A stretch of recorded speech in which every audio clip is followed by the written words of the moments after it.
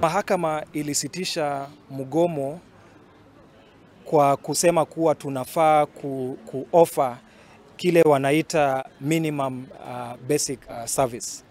Lakini swali letu lilikuwa ni wakati tulikuwa tunataka CBA itiwe saini. Hiyo CBA ilikuwa inaeleza mambo kama haya wakati madaktari tuko na mgomo.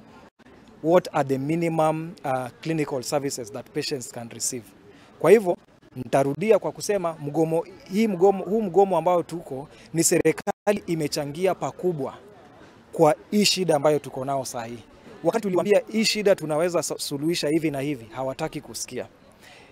Hiyo court order ambayo tunaona, sisi tunasema kuwa wakati huu tutaukaidi kwa upole, kwa sababu tumengoja kwa miaka 7 mambo ambayo tulitia saini in 2017 isuluhishwe.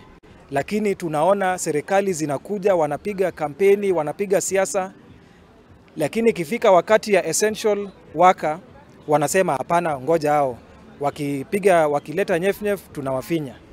Na sasa sisi tumesema kwa sababu wa Kenya wanatusupport, wacha tu withdraw services zetu, tukae nyumbani, alafu tusuluhishe mambo wakati kile mtu amekaa nyumbani, ndio sasa in future tusikuwe na strike tena.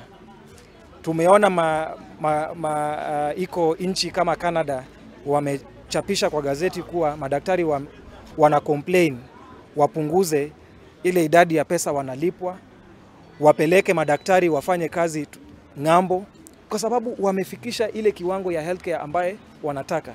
Lakini Kenya inaenda in the opposite direction. Wanapunguza the amount of doctors wanafanya kazi kwa hospitali by 21%. When we don't have interns in the hospital, 21% of the workforce is not working.